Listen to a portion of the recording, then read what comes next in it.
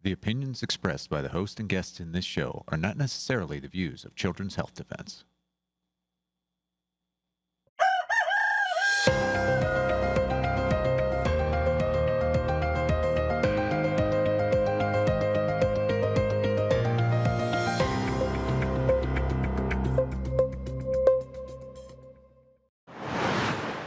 And now I'm going to go to Dr. Brian Hooker because we want to find out what is going on in Poland. Dr. Hooker, good morning. Well, good morning. Thank you so much, Polly. There is a bill, and it's called Lex Charlatan, which is literally the quack bill. That is what, I mean, if you translate that into English, and essentially it's a very, very bad bill. It eliminates really anything but mainstream medicine under the guise of what's called current medical knowledge in that particular bill. It will impose fines up to the equivalent of $250,000 per infraction for natural practitioners that are violating sort of the collective medical rights of their practice. And then if they do not cooperate with what they call the ombudsman, that will be dictating what are correct medical practices and what aren't correct medical practices, then they can be charged per infraction $25,000, and they can literally be driven out of business. It will shut down many, if not most, alternative practitioners in Poland, specifically naturopaths, dietitians, natural health advocates that are not practicing medicine, but just, making recommendations can be shut down by this bill. So it's an incredibly horrible act. Again, it's Lex Charlatan, and in the show notes, I will give the ways that individuals can find out more about this particular bill. And you can also email the president of Poland, his office, directly in order to oppose this horrible bill. But why are they doing this? There's pharma capture everywhere. And Poland's no exception. Poland is, it always stands out as a country to me that had embraced medical freedom, especially during COVID. Their COVID vaccination rate was barely over 50%. May have not, in fact, I may be getting that wrong, may have not eclipsed 50% of the population actually received a single COVID shot or more. And so they've always stood out as the bastion of health freedom. But at this particular point in time, there's enough votes, and I think there's enough deception within their parliament to think that this is a good bill, and it actually passed through both houses of parliament. It is being amended right now, and it may go to the lower house again, but it's on the rails. It will go to the president's desk, and it needs to be vetoed. And for the Polish people, the Polish children, it means it's going to be dangerous to go to a doctor anywhere. Right. There are exemptions for certain types of practitioners. Inveda is one of the practices. I think acupuncture, some Chinese medicine, but the exemption does not apply to children whatsoever. So it's basically, okay, if you're a child in Poland, you must follow mainstream medicine, of course, and we know that that means you must follow the vaccination schedule. Again, they have mandatory vaccination in Poland. It's something that we have tried to overturn and are trying to get rid of. This just enforces it further. But this is horrific. I mean, I always thought Poland, I have Polish blood in me. I always thought Poland was just such a good place. But the more, since you've been over there and reported back, it sounds horrific. Well, it really does. And they have such a coalesced organization there, StopNOP, which basically stands for Stop Mandatory Vaccination, is pulled together by Justina Sosha. She's been a gracious hostess to me 2 times that I've been to Poland, one back in 2019 and one just recently in June. We're our friends. We're they're our neighbors. they're such wonderful, caring individuals in this movement. When we had a rally in Warsaw, downtown Warsaw, to stop mandatory vaccination for children, 5,000 people came out. And these are people with lives. These are people that have vaccine injured children already, and they're trying to recover their vaccine injured children. And this basically shoots them in the foot. So they're not going to be able to get any help anywhere at all. And the naturopaths are going to have to go out of business because they're not going to follow along with this. No, they are going to have to emigrate out of Poland or go out of business. And so that's why, here we are in the United States. We enjoy a lot of freedoms, but we want to make sure that those individuals, especially in these countries that are, up and coming in terms of medical freedom, we want to make sure that we're supporting them. And that's really one of the reasons why I wanted to do this alert.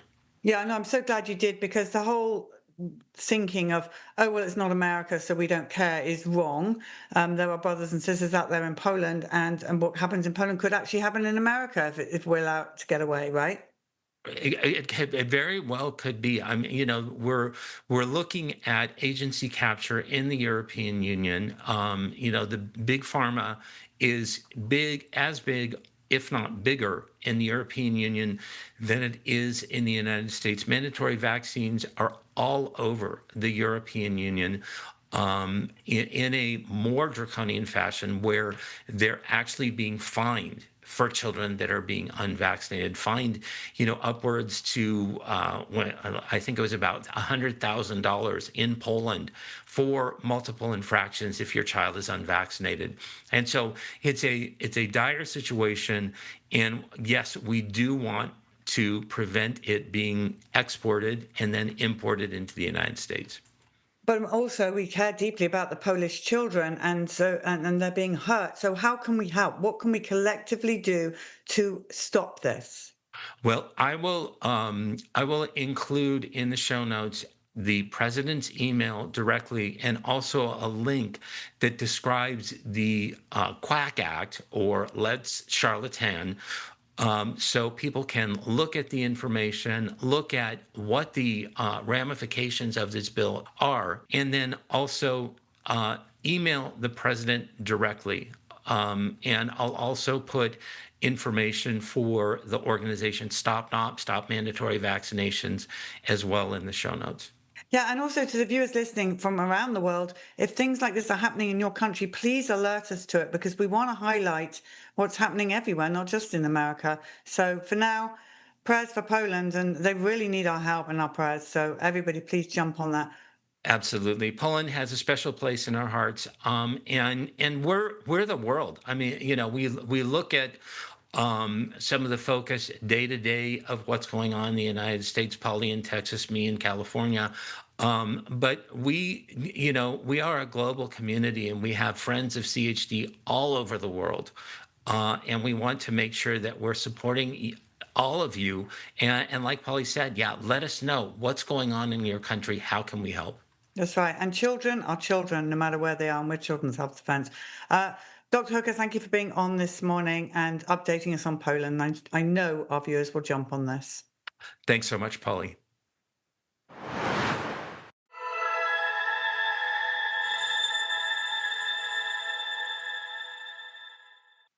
Good morning, CHD TV. Welcome to our Mothers to Be segment, where we chat all things from preconception all the way through pregnancy, birth, postpartum, and that first year. And I'm joined today by the lovely Rachel Bland, who's going to be sharing her birth story. You guys know we love a good birth story here at Mothers to Be, and I'm sure this one will not disappoint. So welcome, Rachel. Thanks so much for being here today.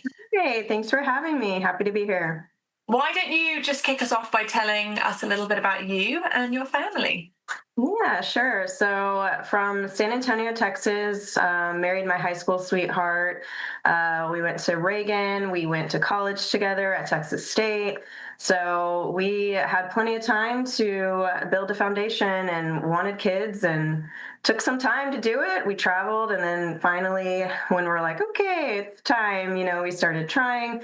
Of course, took us a while. I know fertility issues are, happening a lot with people. And I was just about to maybe seek some additional support and then got pregnant. So it was just all in God's timing, and we were excited. And really, I mean, going into having my first child, didn't like have all these preconceived ideas or plans. I just started doing my research right when pregnancy started, and just I'm a kind of a bookworm nerd. I have to research and study everything and understand everything from all angles. That's just kind of I'm very thorough.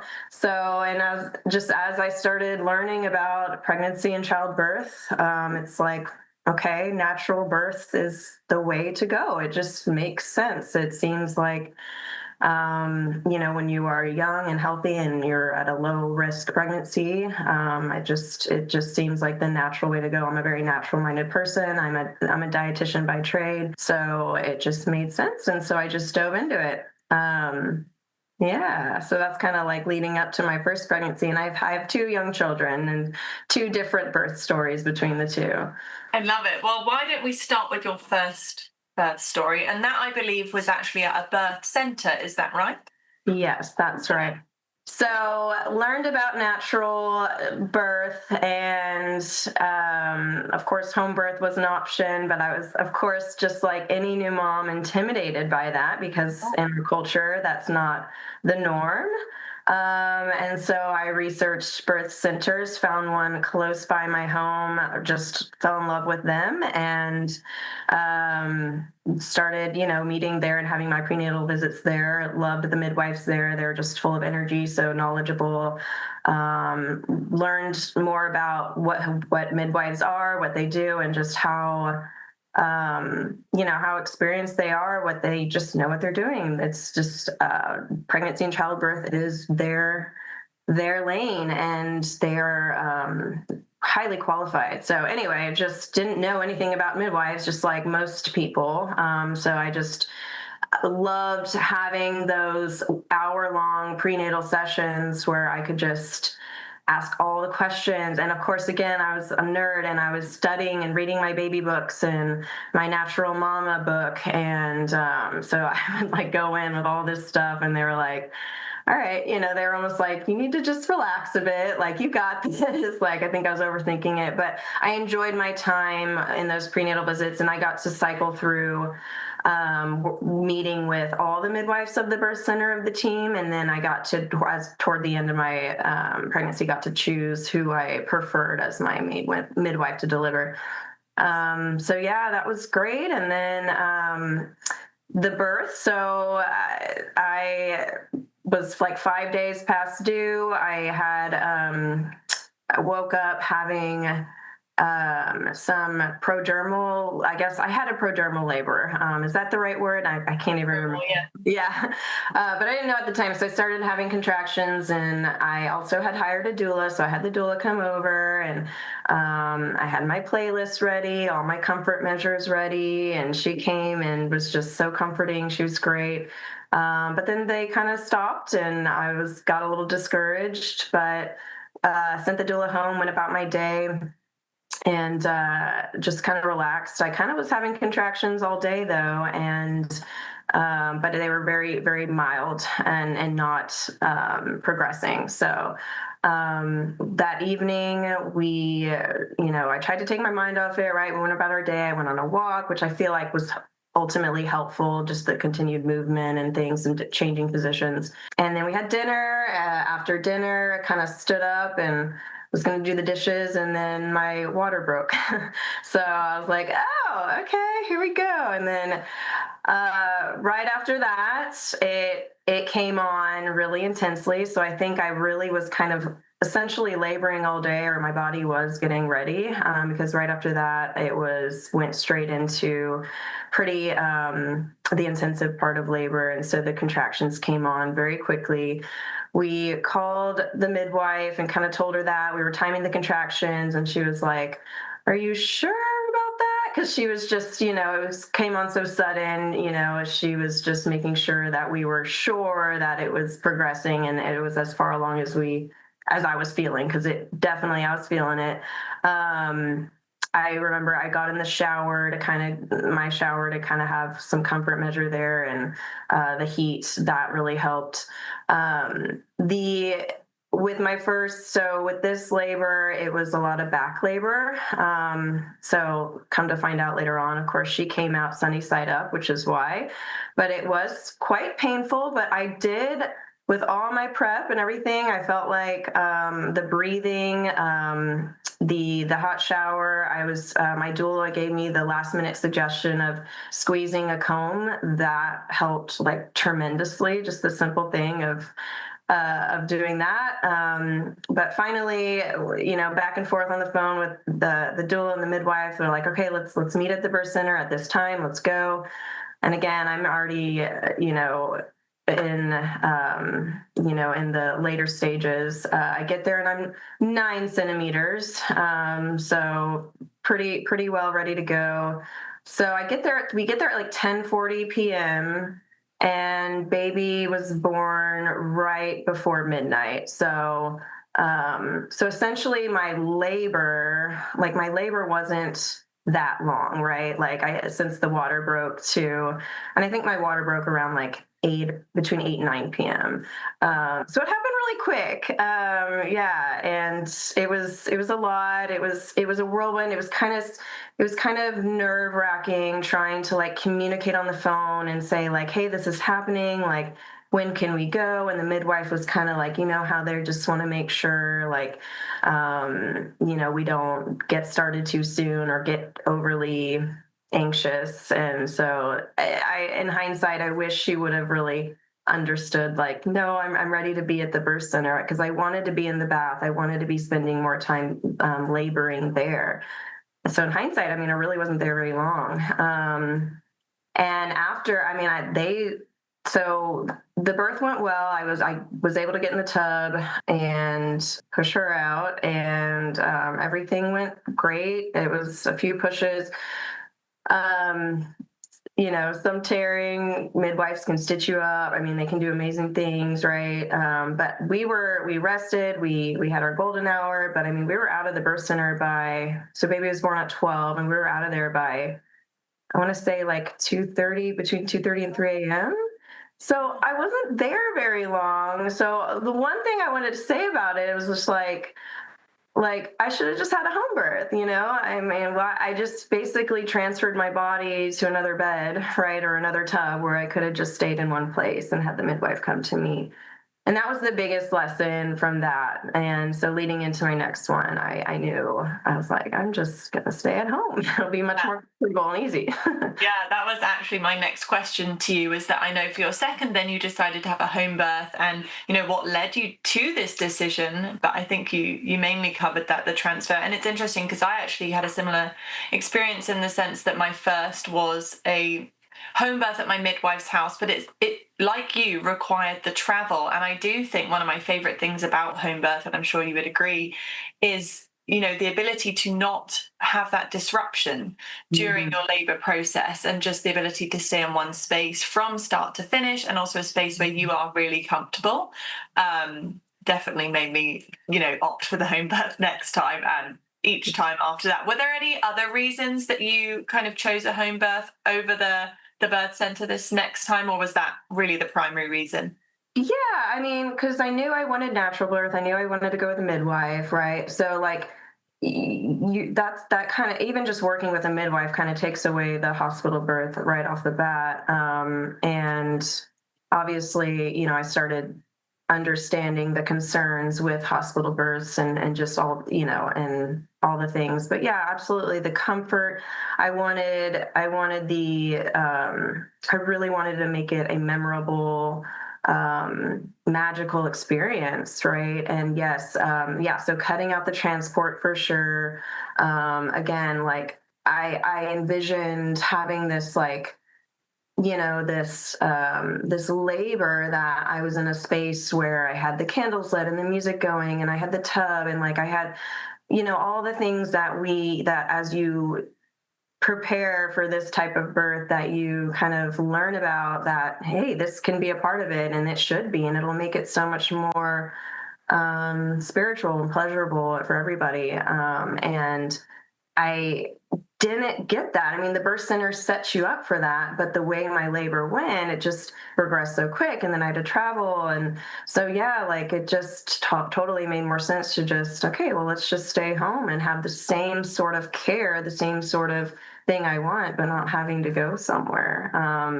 Not to say that there's not anything wrong with the birth centers. I mean, they have a great facilities. They have all the things, but you can certainly surround yourself with all of those things in your own home and bring your care team to you. So I was excited to do that. And also I moved to a new house where I'm further away from that birth center and also potentially other birth centers. So it just by location made more sense to have someone come to me. So yeah. I love it. So let's chat about this second birth, because I know this story is a little unique, maybe compared to just how, a standard typical birth would go. So let's dive into second birth, first home birth. How was it? Oh my gosh. Well, I'll have to give the background leading up to the birth. So I'm pregnant. I have my daughter, who was like 2 at the time. And so having a 2-year-old, being pregnant with a 2-year-old is totally different than being pregnant with no children, right? And it's your second time around. So, me being my type A, like personality, trying to do all the things, check all the boxes on having a perfect pregnancy and doing everything, it wasn't quite the same because your demands are higher and you've been through it before. So you also have this confidence, that things are going to be okay and you have this faith. But it was still hard. So I just say that because I think potentially I was putting myself through some extra stress. I wasn't maybe giving my body or my brain the rest it needed. I was working myself too hard, taking care of my little one and my new home that I had moved into. And so all this to say, at 34 weeks, it was around Thanksgiving. After Thanksgiving, I had some bloody show. It was around 34 weeks. And so I called my midwife and she's like, okay, well, let's just come in. Let me check you out. She did a cervical check and I'm,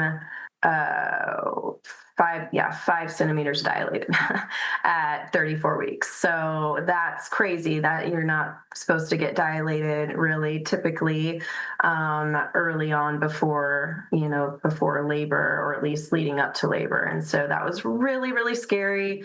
And so long story short, we start preparing for the possibility of a preterm birth. And in that, so this midwife of mine, it's, with midwives, they're only legally allowed to do home births when the birth's going to happen within, I guess, 38 to 42 weeks or something like that. And I apologize. Like, I don't have I should have prepared the exact numbers, but I can't remember it, but it's like, they legally can't do, a birth that would be too early or too preterm. They need to do a more considered term birth, which whatever that range is, right? And so we had to prepare for the possibility of me changing my birth plan and going to a hospital, which she would have been there with me all along and helped with that transition. I was still going to have my doula and everything, but ultimately the hospital would have to deliver if the baby came. So that was really scary. And I had to go on bed rest to help slow this progression. So I had to go, like I said, I was kind of working myself too hard, I think, just not taking it easy. And so I had to go from 60 to 0, right? 60 miles an hour to just plop on the couch and be on bed rest. And that was really hard for us, but it was in hindsight, it was a way of, I think, God being like, hey, you need to take a beat, take a breath, enjoy the process. I think I was just, pushing through too hard and just be present, be in the moment, rest. And fortunately, Andrew, my husband, was able to take off work to allow me to be on bed rest and help with my daughter and everything. So I go on bed rest. So long story short, I was able to come off bed rest as I got closer to term. And so, but I was still like taking it easy. And I was still dilated this whole time, but I was like, he was hanging on, and made it to, ended up delivering past my due date. So, which was amazing, because I mean, we were preparing for early, at least, you know, a little bit earlier due date, and I ended up going like a couple days past. So that was quite amazing, to be able to go through that and still carry him to term. So the birth was beautiful. He was just like ready to come out. And so it was New Year's Day, and we went out because he was due. So I had a couple due dates. So he came past the original due date and a little before the other expected due date. We were, you know, with due dates, you kind of like, sometimes there can be some miscalculations, but anyways, because he was due like the 5th. Okay, so it's New Year's Day, and we like go out, we have a good day, and then at this point, you know, I'm in a good place. Like I know, you know, everything's looking good. He's looking good. I was so glad to have made it this far. We had a great holiday, and go to bed, and it's like getting close to, it's like 10 o'clock or something, and I'm still not asleep, and my water breaks in bed. And just like my immediate reaction was just joy, like pure joy, like not fear, just like it makes me want to cry, because, you know, I waited like so long on bed rest, and it's really hard. I mean, the waiting game is hard no matter what, but being on bed rest and then making it there. So just pure joy. And I remembered, you know, my last birth, after my water broke, things went really fast. And so I guess this is just the way my body likes to give birth, and because not everybody's water breaks, right? Leading up. So I was like, okay, it's gonna happen. Let's go. Call my doula, call my midwife. And yeah, it does start coming on strong right off the bat. And my doula was like, should I come now? Should I not? I was like, come now. My midwife's like, okay, you know, it can still take a while after your water breaks. And I had tried telling her before, I'm like, I anticipate a quick labor, because I had a quick labor before, but she's still like, okay, let's just see. And I'm like, okay, but this is like coming on strong. And so finally, you know, I'm in the shower, and I mean, it's intense. Contractions are coming back and forth. My doula's there, coaching me through it. And I'm like, get my midwife here. And literally she's on the way, and I'm already like getting the urge to push, and I don't have my tub ready. We didn't even blow it up, right? We have one of the home birth tubs. I have my regular tub, and I'm like, because I want to be in my tub, you know, I really wanted to just spend time in the tub, but here I am in the shower. So we fill up my regular tub, barely get it full. I barely get in there. Midwife is still not here, by the way, and I'm already pushing. Yeah, so, you know, my husband said that she finally arrived, and like literally just sprinted out her car door, left her car door open, sprinted up my stairs, like literally got there just in time as the head's, you know, crowning and coming out.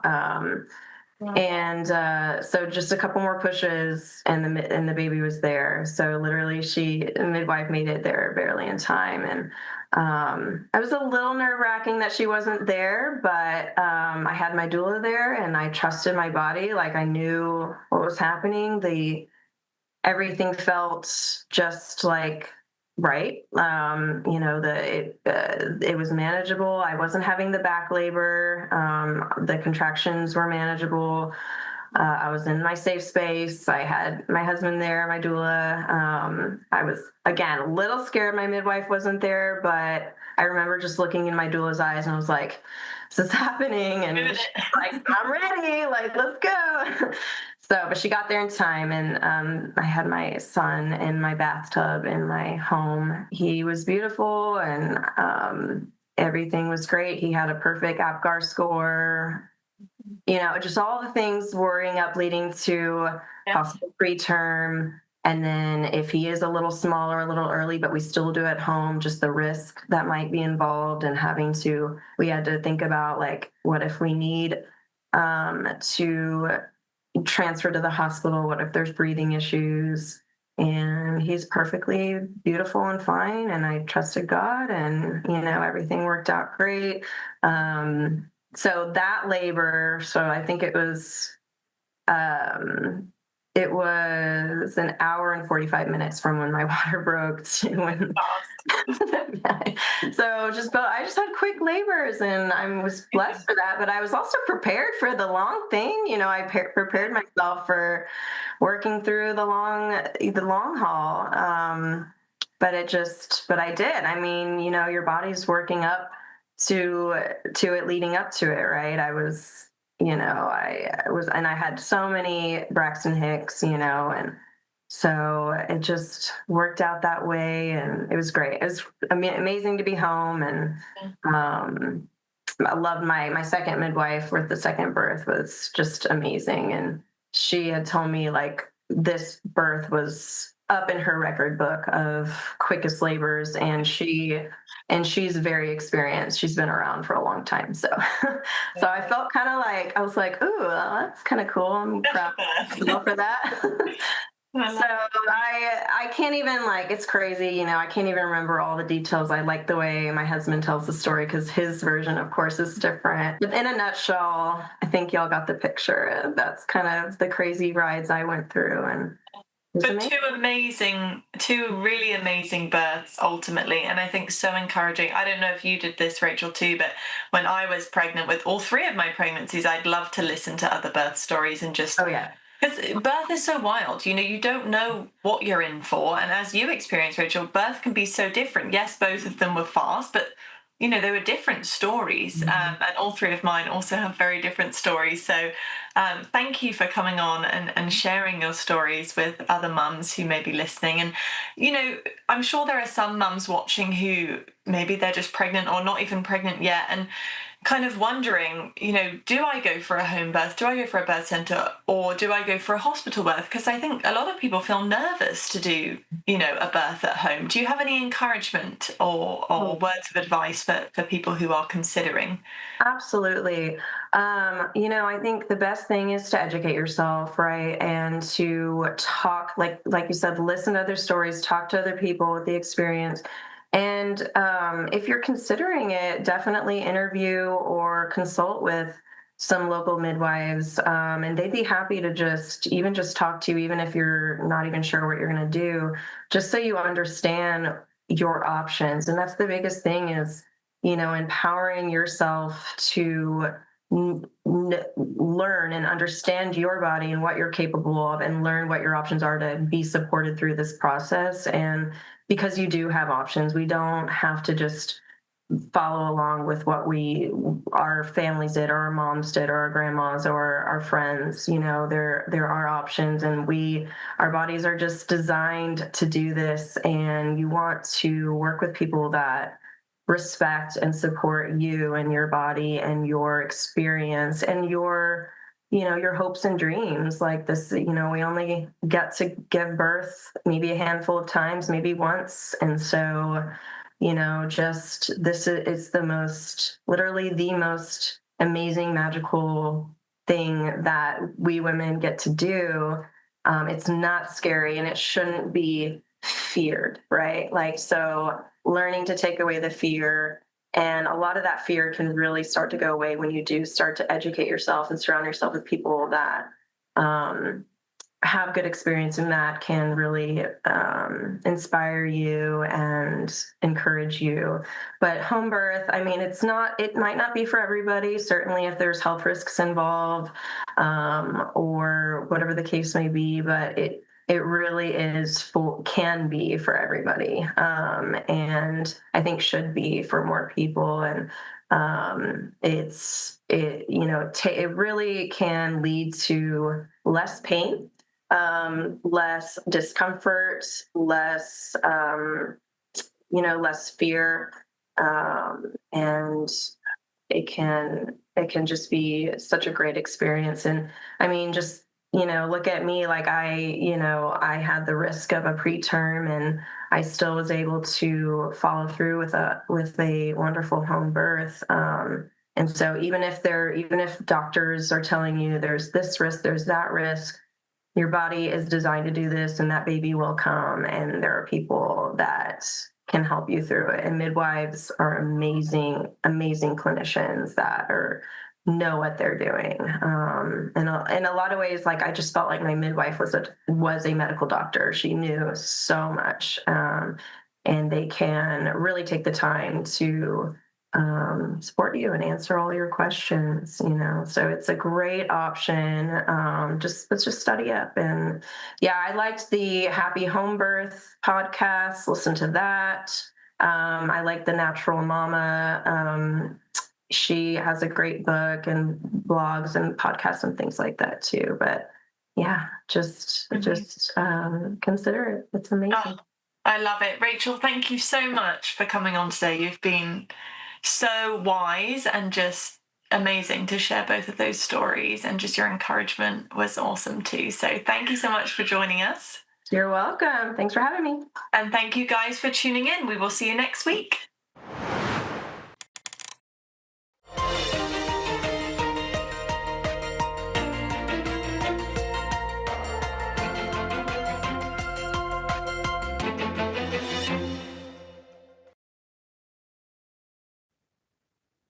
Hello, my name is Dawn Richardson, and welcome to Advocacy Lifeline. You're live here on CHD TV, and thank you so much for joining us today. The purpose of this show is to help empower you, our viewers, to use your voice to affect change in law, policy, and public opinion through education and action for issues that are important to you and your family.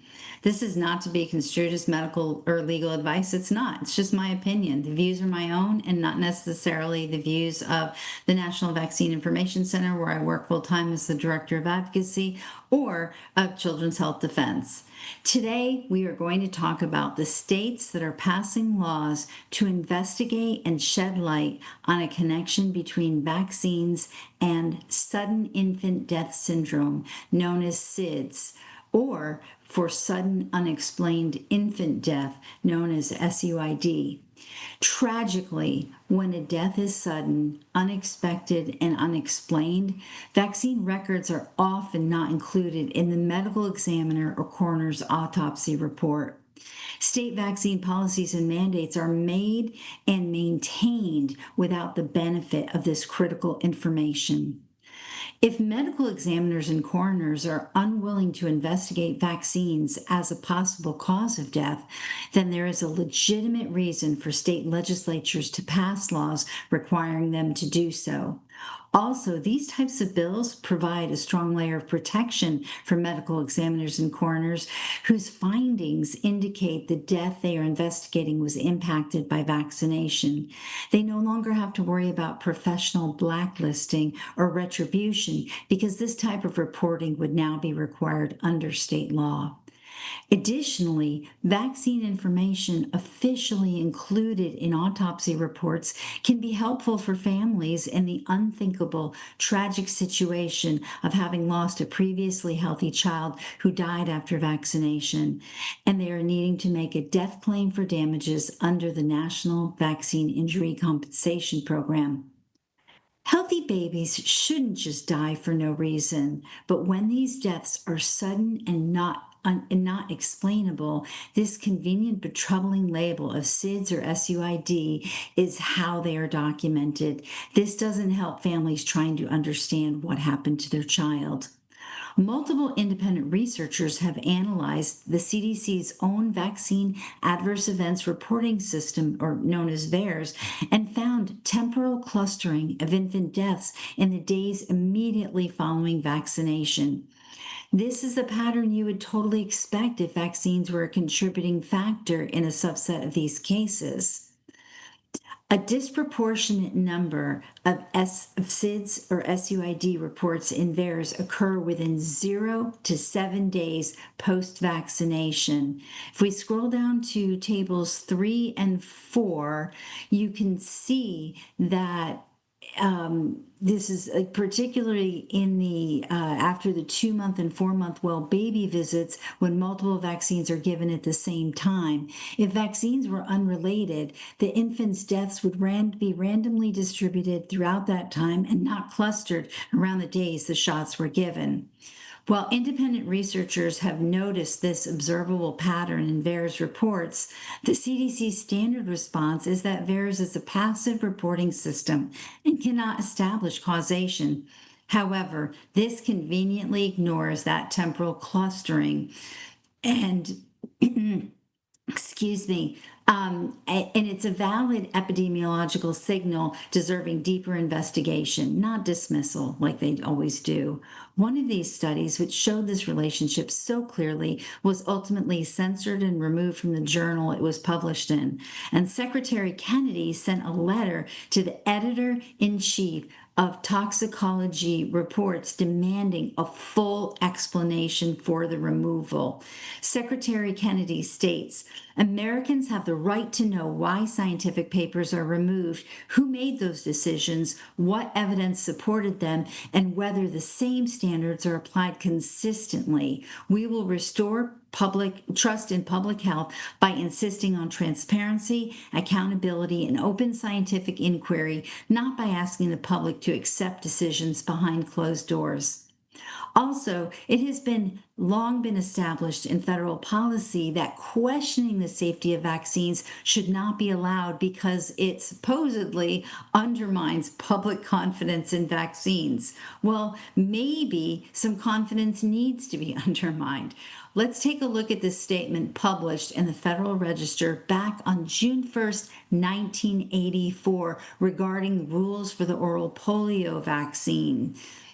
Any possible doubts, whether or not well-founded, about the safety of vaccines cannot be allowed to exist in view of the need to assure that the vaccine will continue to be used to the maximum extent consistent with the nation's public health objectives. You're not allowed to question. And this attitude is more the rule than the exception. I've actually heard the same excuse used over and over again when different people come to testify on these bills and they're opposing them. And they just make these wild statements saying, we don't even want to have a hearing on this bill. We don't even want to discuss this bill because even just the discussion of it can undermine the confidence in vaccines. So even today on the CDC website, on page 8 of the question and concern section regarding sudden infant death syndrome, SIDS, and vaccines, they deny that there is any link between vaccines and SIDS. And the American Academy of Pediatrics, who's a physician trade association that has called for the removal of religious and conscience-based exemptions, unsurprisingly states on their website, there is no link between vaccines and sudden infant death. Babies receive many vaccines when they are 2 to 4 months old. This is also a peak age for sudden infant death.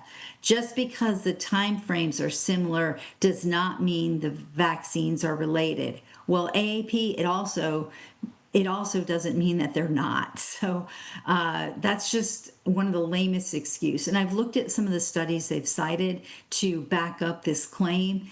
A lot of them are older. The schedule has really increased and the studies just aren't good. They're not well done.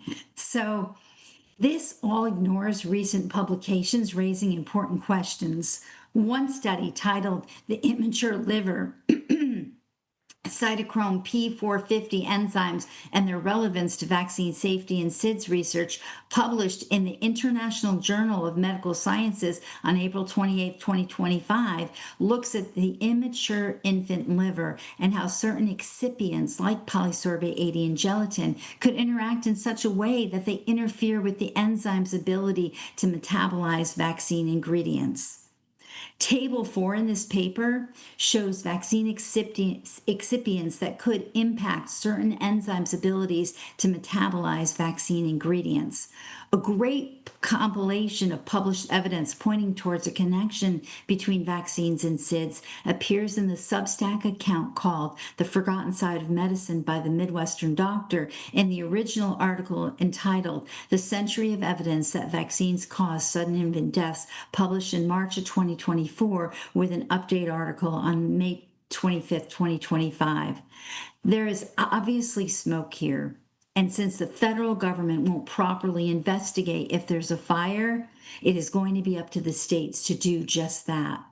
Arizona, Delaware, Florida, Iowa, Indiana, Louisiana, Missouri, Mississippi, New Jersey, New Mexico, Oklahoma, and South Carolina all had bills filed to require the linking of vaccine records in the death records so they can be investigated, or to require the investigation into the role of vaccines in sudden and unexplained deaths. And the absolute amazing news is that 3 states have passed these bills in the 2026 legislative session: Louisiana, Mississippi, and Oklahoma. Let's take a look at these bills. Starting in Louisiana, the legislature this session passed Senate Bill 29. This law went into effect just a handful of days ago on August 1st. Louisiana Senate Bill 29 requires coroners to review, document, and report vaccine records in the event of sudden child deaths for children under 9 years old. The bill requires these autopsies to include a review of the child's vaccine records and to include documentation of any vaccines the child receives within 90 days of their death. The bill grants the coroner or any individual contracted to perform an autopsy on behalf of the coroner access to the child state vaccine registry records. If the coroner determines that the death was caused by sudden infant death syndrome, sudden unexplained infant death, sudden arrhythmic death syndrome, or sudden death in the young, the coroner is required to report the case to the Louisiana Department of Health, and the Louisiana Department of Health is then required to report the case to the CDC and the NIH's SUID and SDY case registries. Mississippi is another state that passed this groundbreaking legislation this session. House Bill 1637 went into effect on July 1st, 2026. Mississippi House Bill 1637 requires the Fetal and Infant Mortality Review Panel created by the bill to review the vaccine and other medical records of an infant or child who dies of an unexpected sudden death as part of the overall medical context without limitation to a specific time period as relevant to the review panel's determination of contributing factors. The bill specifies that the application of this requirement includes cases of sudden infant death syndrome, SIDS, sudden unexpected infant death, SUID, and sudden death in the young, SDY. The bill also requires the panel to verify the unexpected sudden deaths of infants and children are reported to the national SUID and SDY case registries, and that the adverse vaccine reactions were also reported to VAERS if these were not previously reported. And then the review panel is required to report them. Finally, this bill requires the State Department of Health to make the review panel's report recommendations public. This is a very comprehensive bill, and it is a huge win for families in Mississippi who have not even had a religious exemption until the state was recently ordered by the courts to provide one. The third state to pass this type of legislation this session is Oklahoma in Senate Bill 1484, which will become effective this November 1st, 2026. Oklahoma Senate Bill 1484 requires that a medical examiner conduct an investigation following all sudden arrhythmic death syndromes, sudden infant death in the young, sudden infant death syndromes, and sudden unexpected infant deaths cases, including an autopsy, microscopic and toxicology studies, a review of the child's vaccination records, and an interview with a parent, guardian, or person who last had contact with the deceased child.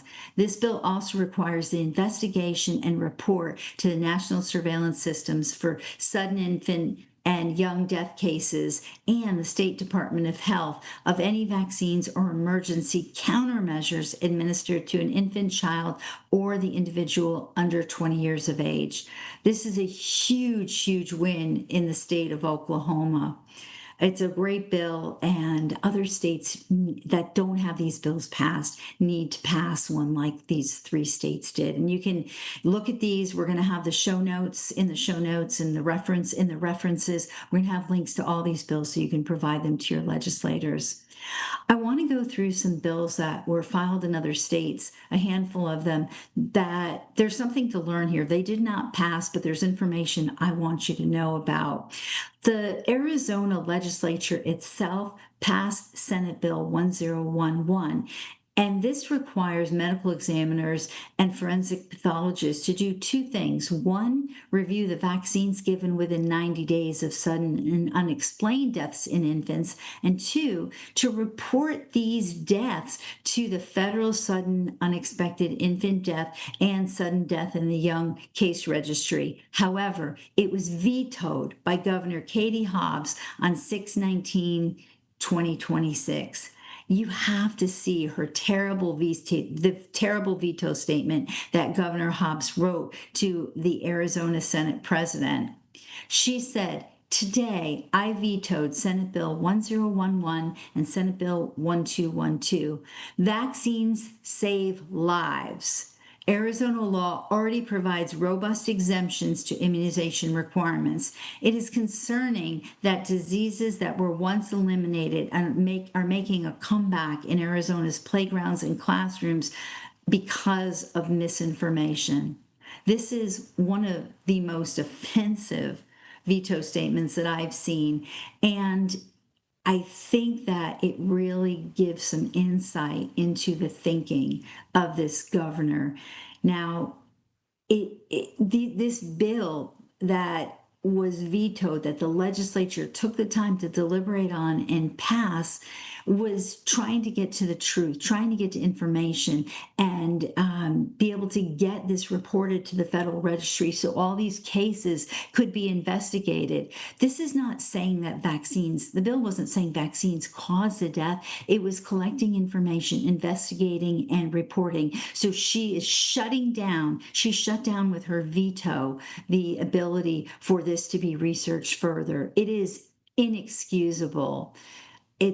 Exemptions have nothing to do with the fact that healthy babies are dying after vaccination. This common sense bill would require a medical examiner to review any vaccines given within 90 days of a baby's sudden and unexplained death, just like they are supposed to do for any pharmaceutical product given to a child.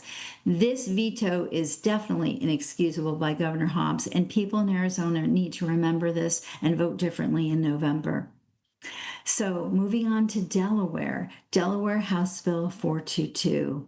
This one really got me. It made me very emotional going through it. It made me very sad because of some of the details that I'll get to in a second. But the bill requires verification of providers explaining vaccines given to infants, and it requires that an infant's vaccine history be considered in deaths 7 days post-vaccination. It combines informed consent with required investigation into vaccines as a cause and required reporting to the sudden unexplained infant death registry.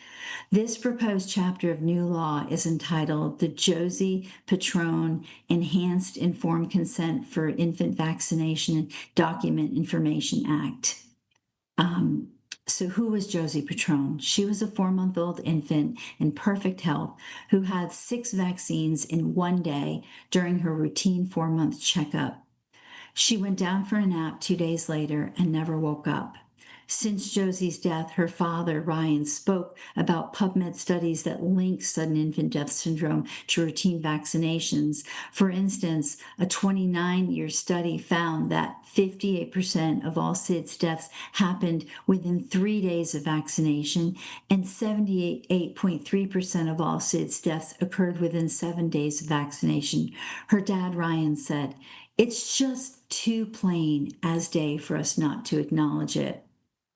Let's look at the preamble of this bill, which has declaratory whereas statements which contain the author's reasoning for filing the bill.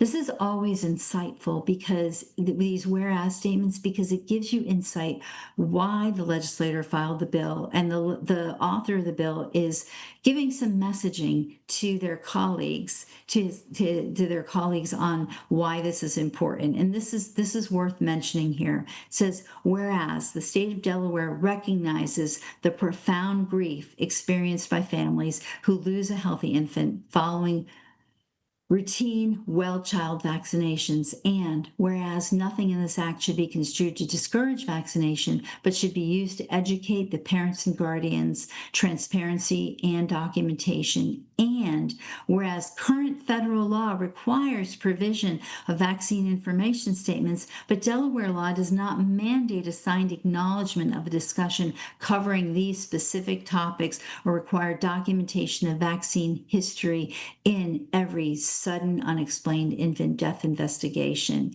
And whereas requiring enhanced informed consent and improved SUID documentation will promote transparency, empower families, support accurate cause of death determinations, and strengthen public trust without restricting access to recommended vaccines.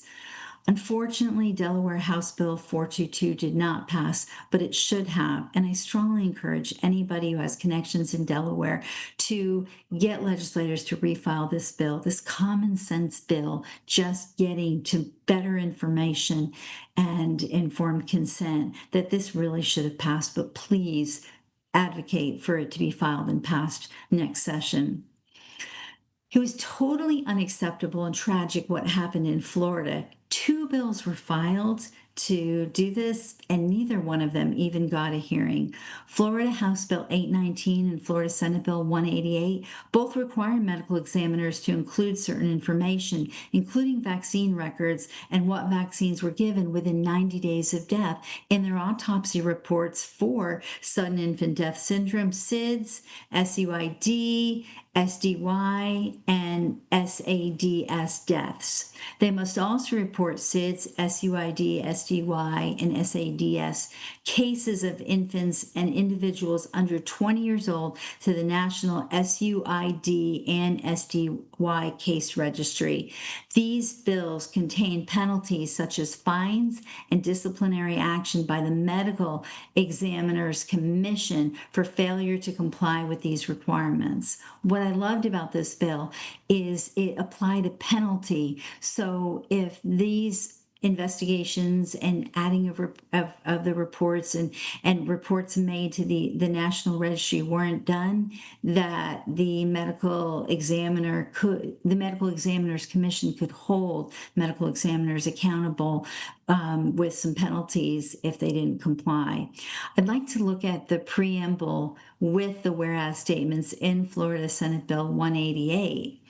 These are some really strong statements. It says, whereas the United States Centers for Disease Control and Prevention operates a sudden unexpected infant death and sudden death in the young case registry, a national surveillance program coordinated with the National Institutes of Health to establish a valuable repository of information for researchers studying the characteristics of sudden deaths in young individuals, and whereas district medical examiners in the state are currently not required to report to the registry, resulting in inconsistent data collection, and whereas uniform reporting and the inclusion of relevant medical information, including recent immunizations and emergency countermeasures, are essential to strengthen public health research, identify risk factors, and improve prevention strategies. Again, Neither one of these bills even got a hearing in a state like Florida. That's just not acceptable. These bills need to come back next session. If you're in Florida, talk to your legislators about refiling these and passing these. Iowa had 3 bills requiring medical examiners to include last vaccines administered on death certificates for children's ages 0 to 3 that did not pass. Indiana had a bill requiring that vaccine records be included in infant and maternal death reports, and that did not pass. Minnesota had 2 bills that require the Commissioner of Health to include vaccine records in death certificates for all vaccines administered within 2 years preceding the person's death, and require the Commissioner to produce public annual reports of the total number of deaths within certain individuals preceding deaths to be studied and independently audited yearly. The result of the reports are required to be publicly available 1 year prior to each general presidential election, general midterm, or gubernatorial election. I love that. I love that they're linking this to the timing of the elections to get this information out there. It's unfortunate that these bills in Minnesota did not pass. It's important to note that New Jersey has 2 bills currently that are still active and able to be passed. These are A 1560 and S 766. So those are listed on the NVIC advocacy portal, and you can get all the up-to-date information and follow it. So if you're in New Jersey, you're going to want to follow those bills so that you can help get those passed. Those bills are active until the beginning of 2028. So you're going to want to pay attention to this and try and help those bills pass. So Missouri, New Mexico, and South Carolina also had bills that did not pass. Vaccines are just like all pharmaceutical products, and they carry a risk of injury and even death. The risk of death will be better understood with the passage of all these bills like these. This was a really hard show to put together, everybody, because when I was pregnant with my first daughter and I was looking into vaccines because I had had a serious reaction as an infant, and I started calling around asking questions. I was concerned that there wasn't, at the time, a conscientious or philosophical exemption in the state of Texas. The religious exemption was really restrictive, and the medical exemption was also restrictive. I almost died from a couple of vaccine reactions when I was a baby. And I didn't learn this until I was about 6 months pregnant when my mom shipped me my baby book. And I was going through and saw that. So I was really inspired to do a lot of research. And in the case of doing that research along that course, I was referred to a woman who volunteered for the National Vaccine Information Center. Her name was Karen Schumacher, and she was here in Austin, and she did news article summaries for the organization. She volunteered and she did that. And I was really looking into this whole idea of vaccines in infants and having reactions. And we together volunteered and went down to the morgue in Austin, and we pulled, then you could actually have paper copies of the death records, and we were going through looking for instances of SIDS, and I saw with my own 2 eyes vaccines being recorded on some of these death records that were happening very close in proximity to when the vaccines were given, all through that 2-month to 6-month time period. And it was tough because, I mean, I was pregnant, my baby was kicking, and I'm reading these cases of these young babies dying. Okay, so my daughter that I was pregnant with just turned 30, and this is still happening. It needs to stop. And it's really important that you talk to your legislators about how medical examiners and coroners are not looking at what vaccines were given to infants and children when they die suddenly and unexpectedly, and how they're not investigating this and reporting these instances to the appropriate federal registries Ask your legislators to file and pass bills like Louisiana, Mississippi, and Oklahoma did in 2026. We can't wait for the CDC to investigate this. They haven't so far, and they're not going to start now. It is up to the states to do the investigating so policies can be changed to save lives. Again, in the references for today's show, I've listed links to these bills, some of these articles, so you can provide this information to your state legislators. Every state needs a bill like this to pass. Our children deserve this, so changes can be made to keep them safe. Please share this episode with others. Anybody can share these ideas with their state legislators so they can file bills in their states and put some of these protections in place in their state. Go to the CHD TV website under shows, pick Advocacy Lifeline, and please copy the link to this week's show and share it. Sign up for the NVIC Advocacy portal at nvicadvocacy.org and commit to taking the simple steps we share to help make your voices heard with your legislators. And these bills are posted. You'll see, you can read up on the ones that died that I mentioned, so you can talk to your legislators about refiling them next year. You can follow up with the sponsor of those bills and let them know about the 3 bills that did pass it so they can use that information next session when they refile. Do this, stay connected to us because we give you the information to get this job done. This is where you're going to find all the information you need to help these bills pass. Consider making a donation to CHD and NVIC so we can keep up this important work. I want to give a special thanks to all our listeners on today's show. I am thankful for all of you. We will be back 2 weeks from today on Wednesday morning, August 19th, 10:30 Eastern Time and 7:30 Pacific Time. God bless y'all. God bless America, and we'll see you next time. Those who are responsible for the pandemic have used 2 of the weapons that the Nazis used: fear and propaganda. This design was set in motion over 50 years ago. They have you. Shutting your eyes is not an option anymore. We can see how easy it is to control people's minds.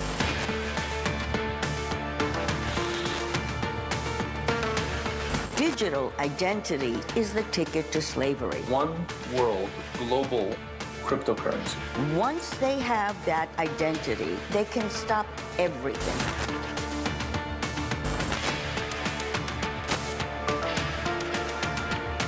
To be silent is to consent. People need to get to wake up. Vera can't save you, I can't save you, but you can. Unless all of us resist, never again is now.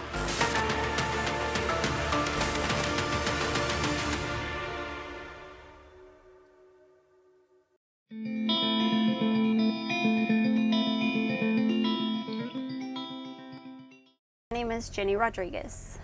And this is about your mama? Yes. All right. First question I'm going to ask you is, did your mum take the COVID shot? No. She was not. She did not get the COVID vaccine, so. Okay. So what happened when she started to get ill that made her even go to hospital? So my mom was diagnosed with COVID-19 on September 17th of 2021. And had stayed home up until the day that she went to the hospital, which was September 26th. Her oxygen level was low, and our whole family had been battling COVID-19 at that time, except for me. And so I had my sister meet me at the hospital. Was she wearing one of those sort of pulse things? Yes. Okay. Yes. All right, and that's what made you think she needs to go in? Her pulse was in the mid 70s, and so my sister and I made the decision that she needed to go to the hospital, and she actually refused. She refused at first. She'd worked there 19 years and had just retired. She was a nurse? She was a housekeeper there. Okay. Mm-hmm. So she knew the system. She did. So when you took her there, did you have to drop her off? No, I went in the ER with her and got her checked in, and they did ask if she was vaccinated, and I told her no. And the nurse was like, just shook her head, and she was asking if my mom got the flu vaccine, and I said no. And she's like, you really should consider getting the vaccines. And I said, well, we're going to decline that at the right now. So once they were able to take her back into the triage area, I had attempted to go back there with her, and they told me that I was not allowed to go back there with her.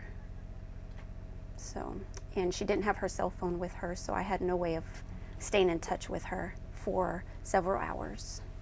So how did you eventually know that they were going to admit her? So I ran home to get her cell phone and dropped it off at the nurse's station with a sticky note that said that I'm to be contacted before any decisions or treatments are done.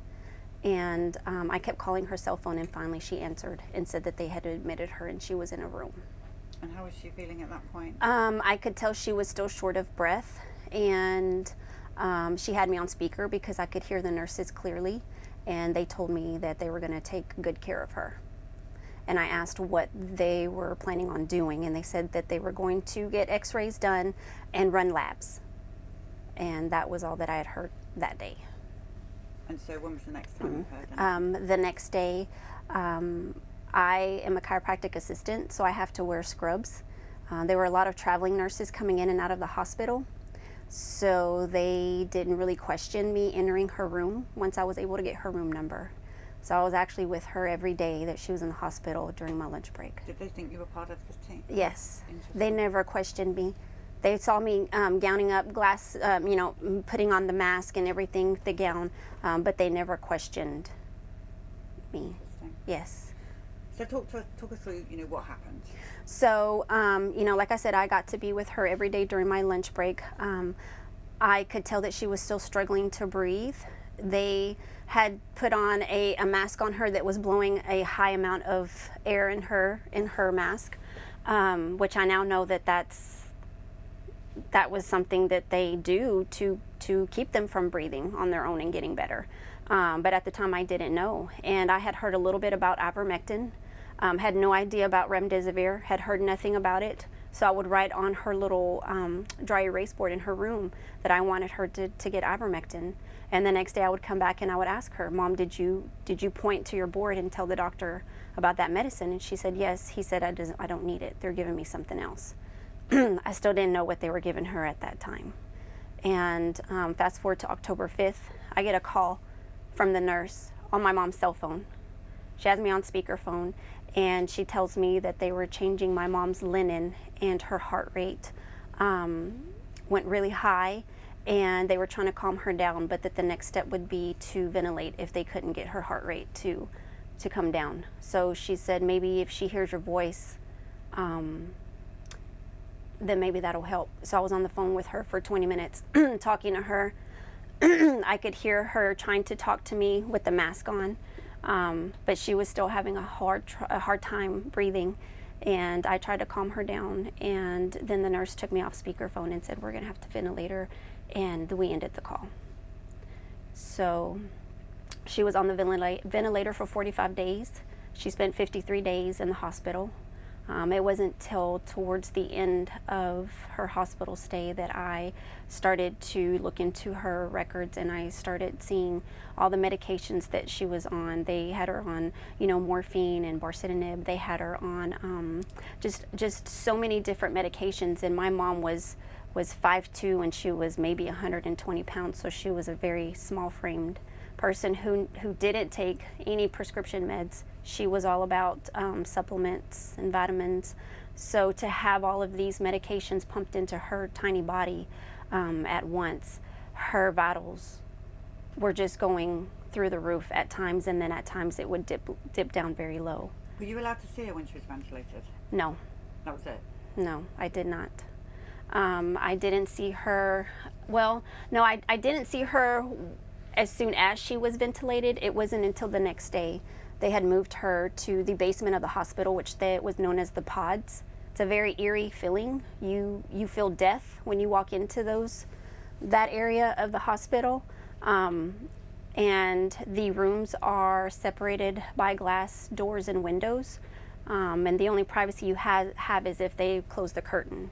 So I could see across the hall, and I could see other people that were on the ventilator as well. And during my time there, whenever I would see my mom there, I would see empty beds, basically one by one. I would see an empty bed. So when you say basement, it wasn't like a hospital setting? they made it into a hospital setting, but it was literally the basement. Like I said, you could tell that it wasn't regularly used. They just probably got beds together and put these glass windows and doors together to make room, I guess, for a COVID floor, if you will. But those pods are not used on a regular basis. So I was there. I got to see my mom every day while she was on the ventilator. Sometimes they would try to wean her off sedation and her eyes would open and she would nod if I, asked her a question. But she was never completely out of sedation and fully alert the entire time. So I asked if she was going to be proned, which means, if you'll turn them over to sometimes help increase the oxygen. And the nurse told me that the doctor said that wasn't something that he felt needed to be done. And I later learned that because she wasn't proned and because she was on remdesivir, she developed a massive bed sore that became very necrotic at the end of her hospital stay in her sacrum area.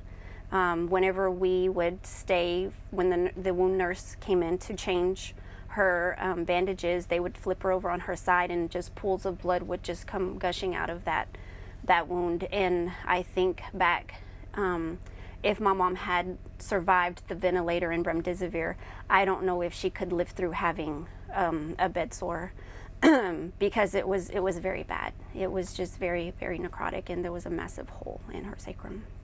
So abusive. Yes, very. I didn't realize that she had been restrained until after I got access to all of her records when she passed. And reading through her records, I did see where they did restrain her. And it was because they said she was fighting the vent, which makes no sense to me because towards the end of her hospital stay, the doctor was telling me we need her to fight against the vent to show that she is alert and that she's going to survive. Again, very contradicting information from the physicians. Were you with her when she passed? Yes. When she moved to a different part of the hospital, I was able to spend the night with her. And I had just settled in that night, and I could hear her gurgling, which was not uncommon. She just needed to have suction done. And I went out of her room and waved down a respiratory therapist to come in and suction. And when she started to suction her, we could just see blood coming out of the tube. And so the RT looked at me, and when she looked at me, I knew what was happening. And so she ran out of the room to get all staff on board, and the nurses, the therapist came in and they started bagging her. And so I stayed by my mom's side while she was dying. And she had been in the hospital, like I said, for 53 days. She'd put up a good fight, and I was basically just telling her that it was okay for her to go. It's terrible. Yeah, it's very terrible. I had told her that she fought a good fight.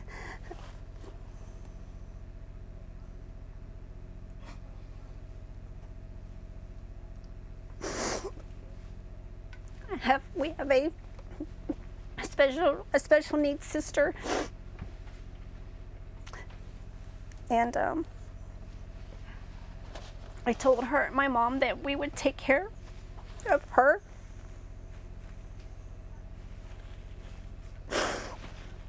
And then it was okay for her to go, because I know that she was tired, and I know that her body was just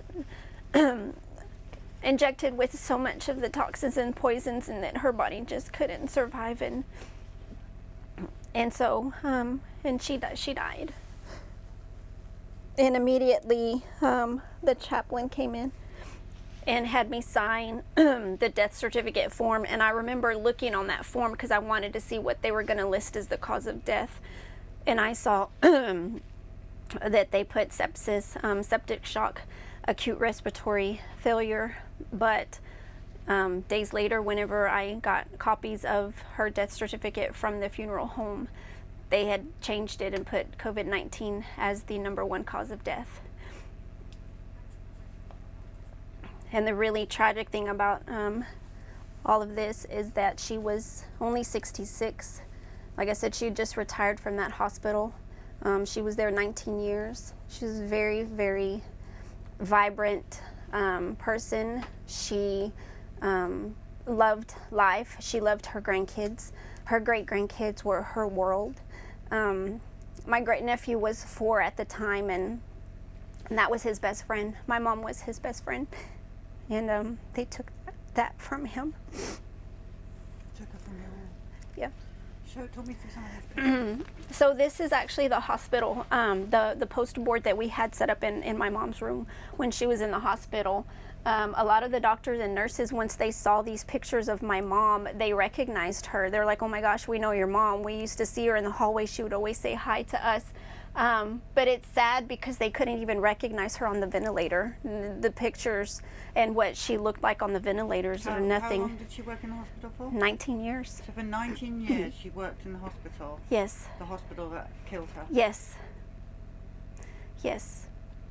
Very much so. And the admitting doctor saw on her records that she had an underlying condition called NASH, which is short for non-alcoholic cirrhosis of the liver.